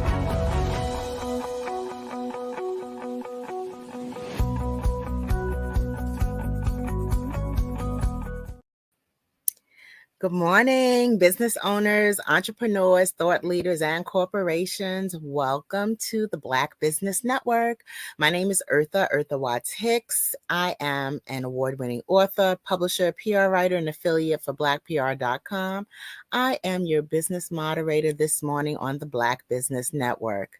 The Black Business Network is a 24-hour business network showcasing Black businesses, business owners, entrepreneurs, and thought leaders worldwide. We have speakers from North Carolina, London, Singapore, Africa, Japan, and cities all over the United States.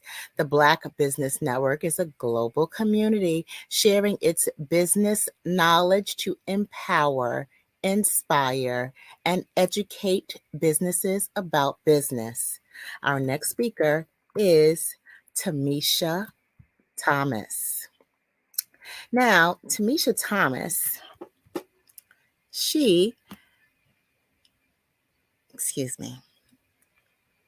Tamisha Thomas, she is an educator, entrepreneur, community organizer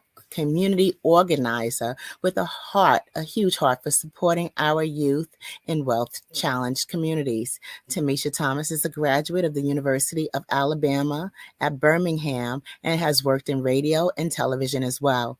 Tamisha is the founder of the TMT Youth Community Foundation, a nonprofit organization that trains youth and prepares them for careers in science, technology, engineering, arts, and math.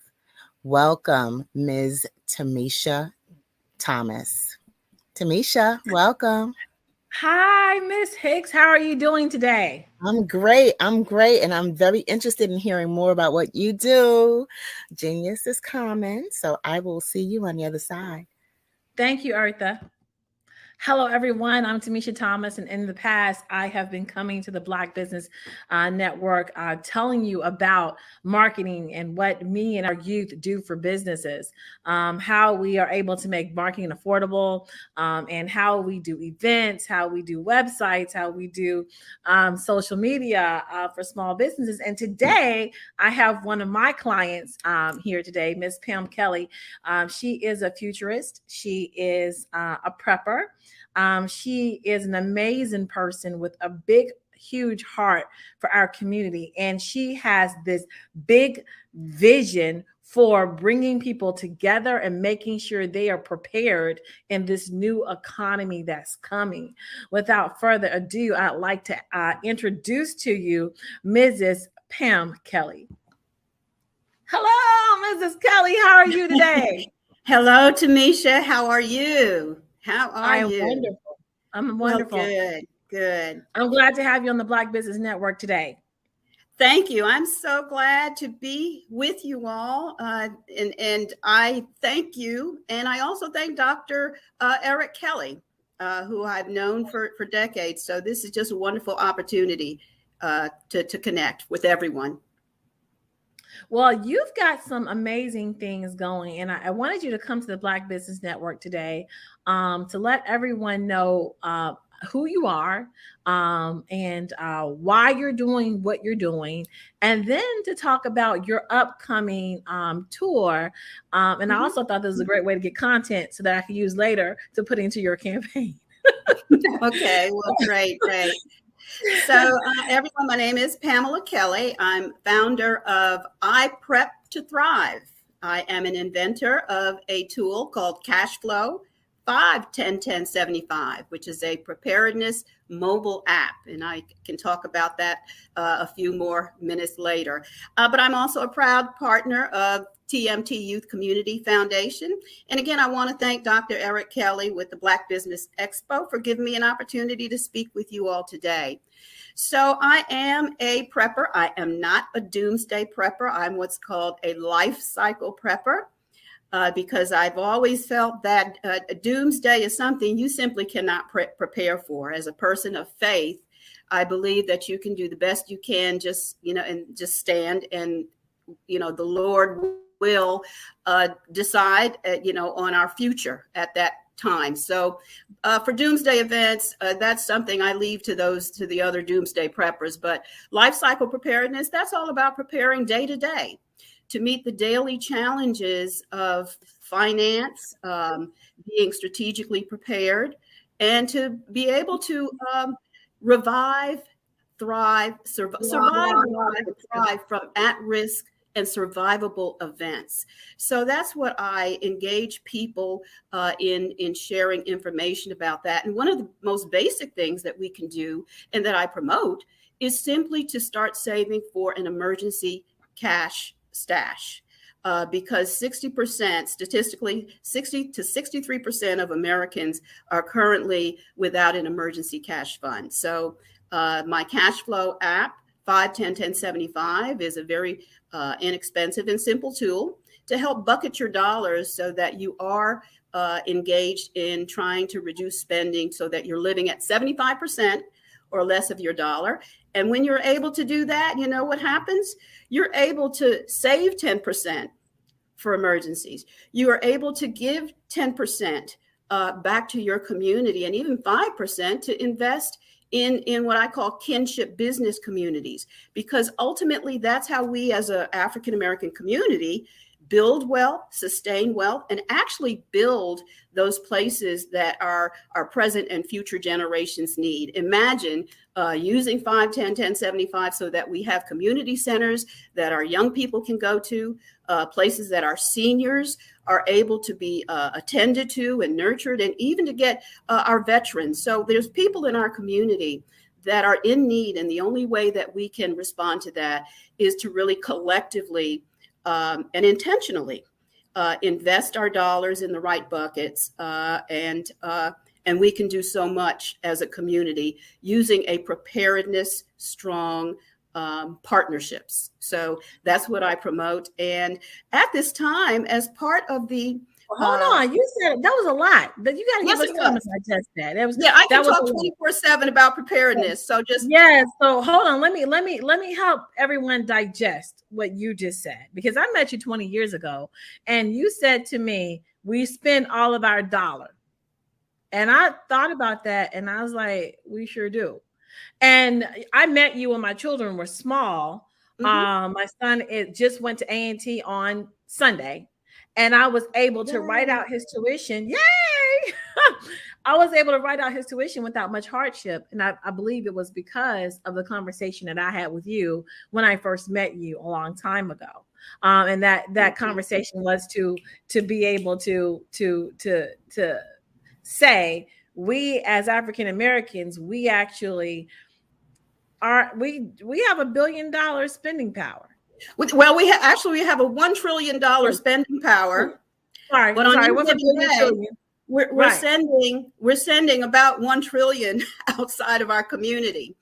So and that's what this is that you're speaking of, because with $1 trillion billion buying power, that's stronger than third world nations. We're talking about actually our combined spending power. It actually makes us the 8th nation in the world as a spending power. However, most of that, if not all, most of it, 99% of it, is going out of our community. So that is why we do not have community centers. That's why we do not have seniors. So what I'm proposing is that we each, in our own way, I have a tool, again, cash flow 5-10-10-75 is not a reinvention of the wheel. It's actually financial wisdom, traditional wisdom. Simply do not spend all of your dollar. Now, I had to learn that myself the hard way. So fast forward to 2023, that's what I promote. Just starting the baby steps, download the app and do a preparedness audit for 30 days.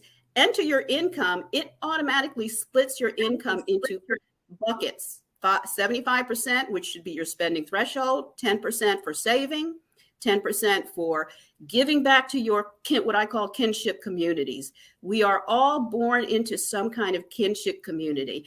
I am a Christian first, African American, a woman. Those are all of my communities that we need to intentionally set aside and support, and also 5% to invest in our business community, because that's where jobs are created. That's where enterprise and construction are carried forth. So all of that is embodied in one small app that's called Cashflow 5-10-10-75. So that's something that I share, and you can visit my website, I Prep to Thrive, to download that app. Meanwhile, I'm also a person who is interested in science, and I've always been someone who looks forward. I am a futurist. And what is a futurist? That's someone who simply believes in the future in spite of how the present looks and plans for the future.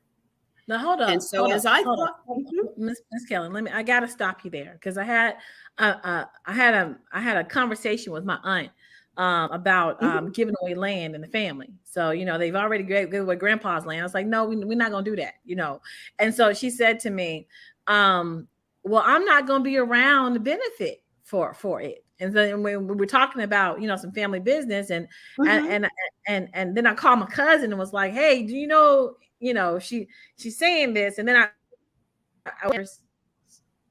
I went, did I freeze up? I went into a space here recently and someone said, let's be kind to the future. Now, I love that. Right. I thought of you instantly when they said it. And I said, okay, well, wait a minute. This is a mindset, because when you told me I was a futurist, I was like, that makes sense, because I've always lived for tomorrow. And I've just recently had to say, well, Tamisha, your tomorrow is here. And so I had to realize, okay, the space that I've been living for forever, I'm here. So futurist, you let that roll off your tongue so fast, but I want you to really say, and when I heard, let's be kind today for tomorrow, I said, okay, this may need to be misunderstood. It's all very complimentary, isn't it? It is. And so define what that is, a futurist. What is that? Well, let me give you an example that maybe we can all relate. We're all here because of futurists. We're here because our ancestors refused to give up on the future. So when I say futurist, it's really someone who is perhaps against the odds, and in spite of the appearances of the present, they're saying, I believe in the future. I believe in better futures. not just for myself, not just day to day, paycheck to paycheck. In fact, it goes beyond the situation that most of us, so many of us are living in, paycheck to paycheck, not having an emergency fund. It's going to take a mindset transition to say, in spite of that, I'm going to take this dollar that I have today. I'm not going to spend all of it. I'm actually going to intentionally set aside a dime out of it each week. And what you're now doing is saying, in spite of what the future is, in spite of what it looks like now, I'm going to start saving for the future. And it does take a bit of faith. It takes a bit of fearlessness. But what I offer at iPrep to Thrive is you have a support system of people to hang out with that are futurists and who believe in your progress and who believe in an economy that profits from your progress. We're actually contained in an economy right now where people profiteer from your unpreparedness. So that is what I'm proposing. They don't want you using those buckets. They want you shopping at the convenience store. They want you shopping from not local. They want you to be able to. Did you see how we backed up during COVID? Yeah, we're so captive. We're captive to an imagery industry. So I am so excited that we're speaking about this today, because at iPrep to Thrive, I'm promoting a couple of things. Economic futurism. In other words, a tool using cash flow 5, 10, 10, 75. Start thinking with a new mindset based on the future, based on investing in your community, and also changing your imagery diet, perhaps, that we're building an imagery industry that simply promotes preparedness. Also, I offer, and this is what's exciting, when people become what I call a community partner at iPrep to Thrive, just share the good news. This is totally passive. And if someone else becomes a community partner, you get 17% of that. Why am I doing that? Rather than me advertising in traditional newsprint, I want you to begin to acquire additional income to build your emergency fund. Because so I understand. Let me digest this. You're giving people a tool to be able to become more financially savvy and to be able to and resilient. And more resilient. Then in addition to that, you're giving them an opportunity to share the good news of this preparedness and to generate income from that. So that's income from it. To generate income from that. Okay, so what other tools do you offer? Well, I also offer savings schedules. Did you know that if you start at $1 and add 40 cents to that amount each week, by the end of a year, you will have $500. So, and that's kind of the tipping point cash stash that so many people need. So the main tools that I promote is the cash flow tool, just to get you started. Also, as a community partner, and you know how much a community partner is? $12 a year. $12, not $12 a month, or $12 a year, because I simply want everyone to have access to the tools to be able to achieve here's what we call a preparedness-driven economy in their household. Mm-hmm. So I'm excited about sharing that, and because futurism is so important in our community, that's why I am having a tour event. And let me go ahead and move on to that, if I may. Did you have a question, Tamisha? Oh, okay. No.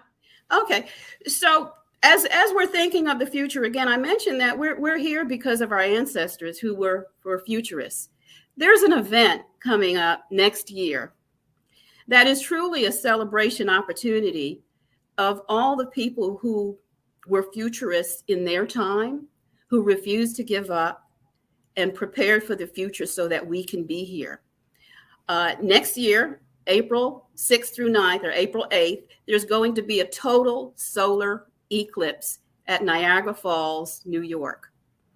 I am now inviting anyone who is a futurist like myself, or is into science, African American history, genealogy, arts enthusiasts, to consider going on this tour. Why? Because that area is a crossroads of so many African American pioneers, such as abolitionists, civil rights leaders, people who were very much involved in charting a new economic future in the African American community. So this is a way for us to revive that spiritual, that ancestral impetus and just renewed energy, because we're at a crossroads economically in the African American community. Again, they say 60% of us are living paycheck to paycheck, and that's not just African Americans. It's really the American public. But in particular, it's predicted that by 2053, all things remaining the same with the Black economy, we may have zero wealth. And there's reasons for that. But we need, being aware of that information. That's what motivated me. That $1 trillion buying power is going to dry right on up, huh? Is that what you just said? They were that. Well, and 2053, some people may say, oh, that's toxic information, or I don't really want to know. I will not be here. But again, if you're a futurist, while I may not be here, my kids will be here. Are going to be here. Their grandkids. Right. I do not want a second economic captivity for them. So we are at a crossroads, and this tour represents just a wonderful convergence of history and moving forward. Where do we go from here?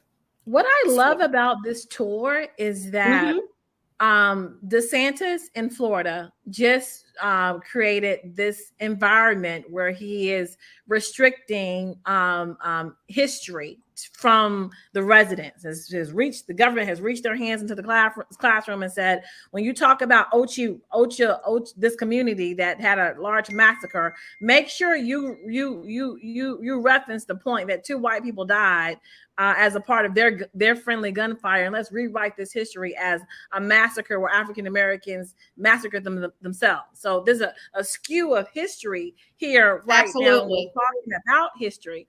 And what I think is so profound about this trip is, just like there was a Declaration of Independence for the United States, there was a Declaration of African American dependence that happened during in Niagara, in the space with W. Du Bois. It was called the Niagara movement, the original Niagara movement in 1905.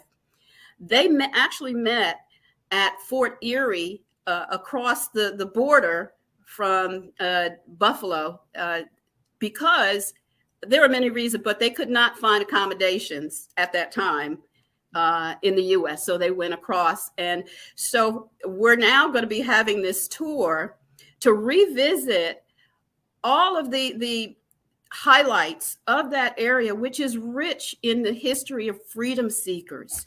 And as you mentioned, there's agendas underway to revise history. Well, this tour, for all those who are able to attend or even sponsor or support this event, they are going to be treated to a journey, a revival of history as it needs to be shared and reshared for the present generations. Because if we don't do it, if we don't revive it, and make it a movement, again, not only just an economic movement, which I call Niagara Movement 2.0, but a new imagery, a new industry, preparedness industry of imagery that really engages our young people on how much we were a people of royalty, a people of intellect throughout our history in America. So again, this tour, for everyone who supports it and participate, it's going to be a memorable journey and a new beginning, really, which I call Niagara Movement 2.0. And you can see all the information about the tour. But let me move on to the exciting itinerary. I know we have, how much time do I have? I was just about to ask you about that, because part of this is actually watching the eclipse. And so the sun moved past the moon. And in doing the research, I found out that this has an effect on recharging the pineal gland. Did you hear about any of that? No, I haven't. But I said this is going to recharge. It can potentially recharge all of us. And just a little tidbit information. It was written some months ago that Harriet Tubman was a lay astronomer. When you think about it, she had to use celestial bodies, the moon, the stars, to guide her captives, her freedom seekers, her fugitives, to the Buffalo border, and some of them stayed. So there are people who are descended from those freed slaves who, once they reached the north, but then some went further north to Canada. So we're excited because we're researching the possibility of meeting with some of those folks who are descended from the very people that Harriet Tubman helped to escape to Canada.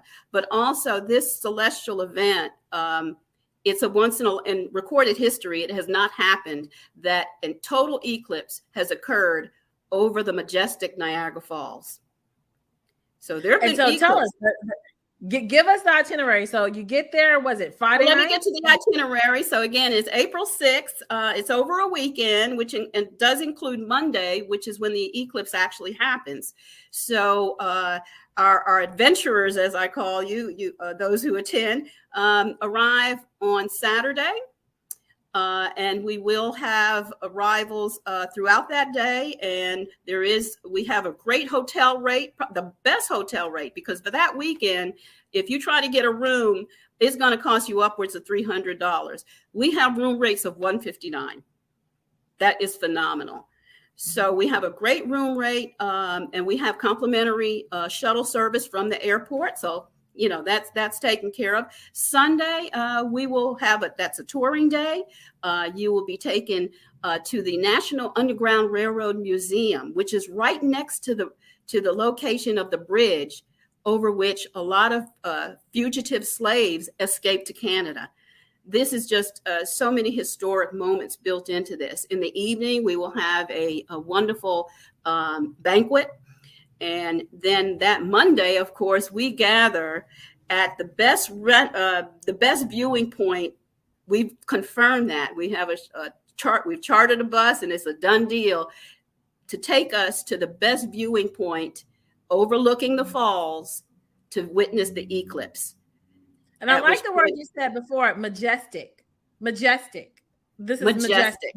You've got all this water, which we know that water rejuvenates you. And then you have this act of nature that's gonna come, and for 3 minutes, 2 minutes, it's going to be about 5 minutes. That day, in the middle of the day, it will descend into the black of night. So that is for me, it's very transformative, because again, it recalls the fact that Harriet Tubman, she had to work under those conditions, and she successfully, because she was a futurist, because she prepared and never lost a passenger, she was able to get people successfully to freedom under the dark of night. But then where do we go from there as the moon recedes and the sun returns? It really is a transformational moment of a new beginning. So the gathering of people there, and even for those who can, here's something else. For those who cannot attend but do support this event, we're going to be able to stream it using technology. I'll be working with Miss Tamisha to make that happen. When are y'all stream this from the Well, because the technology makes it possible. We need a generator with some cell phones. We'll see. Yeah. Okay. Yeah, well, we'll make it happen again where there's a will. We got 8 months to plan for this. So, but here's another highlight throughout the event. Again, there's so many people that can be honored from our past. Not only Harriet Tubman and Frederick Douglass, the founders of the Niagara movement, but all those who in the recent past, we've been through something, a pandemic. We've lost people too soon. We have our young people who were actually, to too many negative factors, we're still losing. We need to have a trip. And so we're going to have a candlelight tributarium, I call it, throughout this event, that people who sponsor, we're just going to lift all those names up during this eclipse symbolically, that you're with us even though you may not be able to be there. So there is so much positive outcomes built into leading up to this event, preparing for it. And a lot of people say, well, that's so far in advance. Well, let me tell you the benefit of committing to an event and planning for it in the future. It brings out the power, it enhances the power of faith. Again, similar to our ancestors. They did not see what the future is held. that far in the past. I can't wait to go. I'm like, we get an eclipse. Well, and so as I wrap up, so that's the itinerary, April 6th through 9th. So many wonderful activities built in. And tell them about the guy who built all the pictures in the so one of the special guests is going to be E.B. Lewis. He's a colleague and friend of mine who is internationally renowned as a fine artist and a children's book illustrator. Some families may have his books in their library. He did the hundreds of paintings that are now in the National Underground Railroad Museum. So he will be on site to give his perspectives of the event and the history of that area. So again, for those who are into science, African American history, genealogy, and arts enthusiasts, we are actually building into this opportunities for folks in those areas to share the significance of this eclipse and the historical importance of it for the African American community, and then the conversation of where do we go from here? That's the Niagara Movement 2.0 conversation that everyone should look forward to.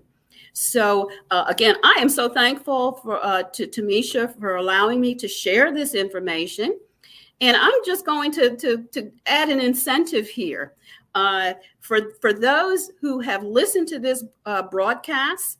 Because I want to support the Black Business Expo and Dr. Kelly. This is something wonderful that he's been doing for the last 30 years. We need to honor that.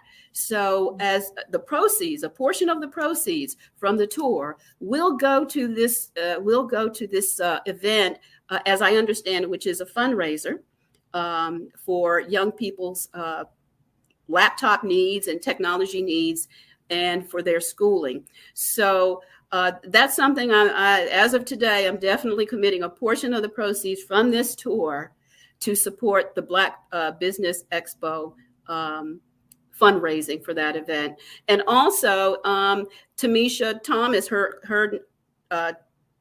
TooMuchTV Foundation or TMT Foundation Network, they are already in my 10% community investment bucket. Again, that points to the power of everyone saying, I now have a tool in which I bucket dollars that intentionally go into the empowerment and growth of wealth in my community. That's the only way that we are going to avert, the statistic of zero wealth. We all have to become a preparedness-driven economy in our households, our businesses, and see what the future holds. You'll be amazed. Thank you. Thank you, Miss Kelly. Can you tell everyone how to get in touch with you? I can be reached at Pam. I'll give you my email address, Pam at thrive.com.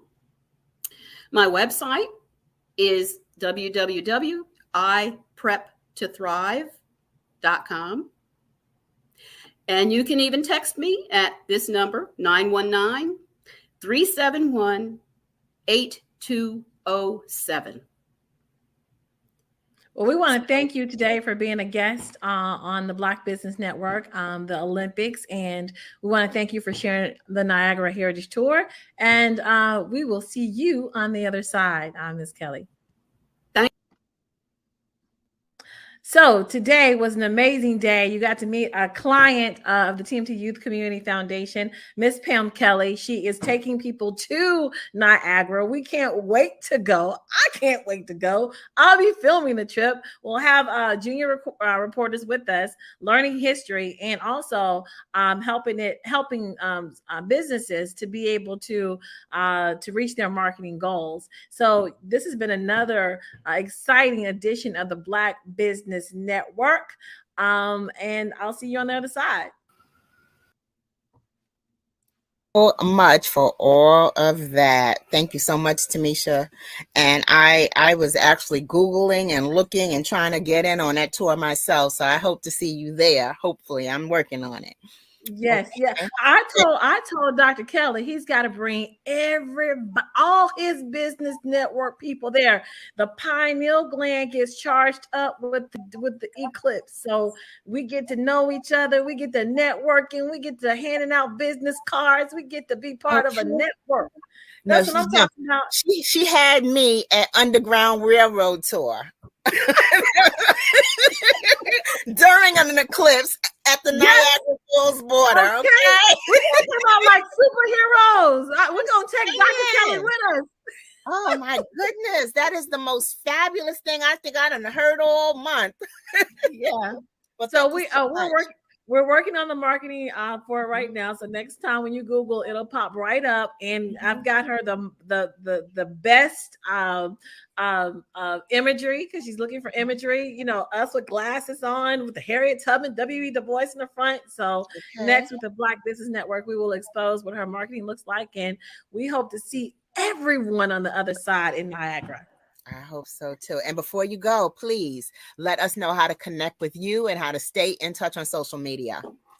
Yes, TMT Youth Community Foundation. That's a handle on just about everything, and TooMuchTV. So you type TooMuchTV INC, we shall pop up, as well as all of the Twitter, all of the Instagram, LinkedIn, Tamisha Thomas, and that's how you find me. Okay, real quick. Is that the number 2 or TOO? TOOMUCH TV All righty. Well, genius is coming, and I will see you on the other side. Thank you. You're welcome. Oh, wait, that was wonderful. Thank you so much, Tamisha Thomas and Pam Kelly. The Black Business Expo's mission is to raise funds for high school seniors going to college or K through 12 entrepreneurs.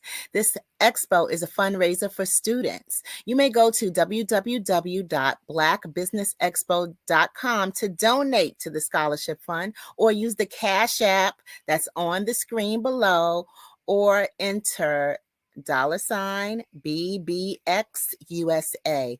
Our goal is to give laptops and up to $5,000 to 10 students. Students can register online at www.blackbusinessexpo.com. Every dollar counts, so we want to remind you to donate to the scholarship fund, however large, however small. No dollar is unappreciated. We want to thank our Black Business Expo USA sponsors for August of 2023, and that is NC 100, Moody Capital Partners, Suede Soul, Lotus Riche's Coaching and Training, Carolina, Virginia Minority Suppliers Development Council, STEP Management, BHS and Associates, Margie McLean Foundation Incorporated, Genius is Common, Earth Essentials, Mullane Shani Global, Executive Women's Success Institute, the Quality Coaching Company, Superwoman Business Services, Creative Force Studios, Lee Entertainment, Artistic App Design, Black Business Expo USA. Genius is Common, and I will see you all on the other side. Have a great day.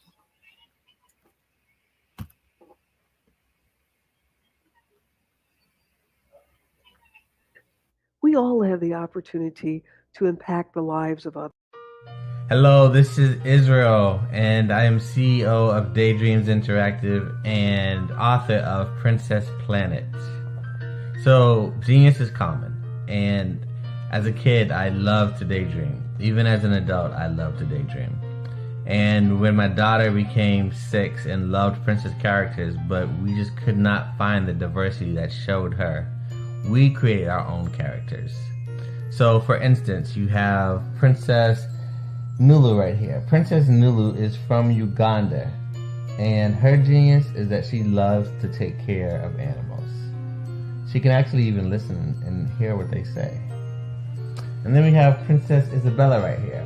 Princess Isabella, she's from Cuba, and her genius is biochemistry. One day she hopes to eliminate disease. Then we have Princess Nia right here. And Princess Nia is based off of my daughter. And she is what she wants to be, the greatest dancer alive. So that's her genius. So what's your genius? My genius is my imagination. Genius is common. Hey guys, my name is Caden. I'm the CEO of Caden Teaches, and my genius is teaching kids about financial literacy. Throughout my financial products, such as my financial flashcards, my activity book, and my newest project, my financial bus, which I bought. And on the bus, it has a mock bank where kids will learn how to deposit and withdraw money, a mock grocery store where kids will be able to learn how to have a family budget, and a mock stock exchange where kids will even be able to learn how to invest in stocks. Now, I decided to start teaching kids about financial literacy because I find that most kids graduate high school without even knowing the basics about financial literacy. And I feel if I were to teach kids about financial literacy, that I would be able to help kids tap into their genius. And I actually learned about financial literacy to my dad because I would go to business meetings with him, and I would always see that they were talking about financial literacy. And at that point, I didn't understand what financial literacy was. So I took it upon myself to learn about financial literacy and teach it to kids in a way that they could understand. But I want you guys to help me help kids tap into their genius by going to my website, cadenteaches.com, and you can sew into me in my financial bus by going to my GoFundMe link. And remember, if Caden can, you can too, because genius is common.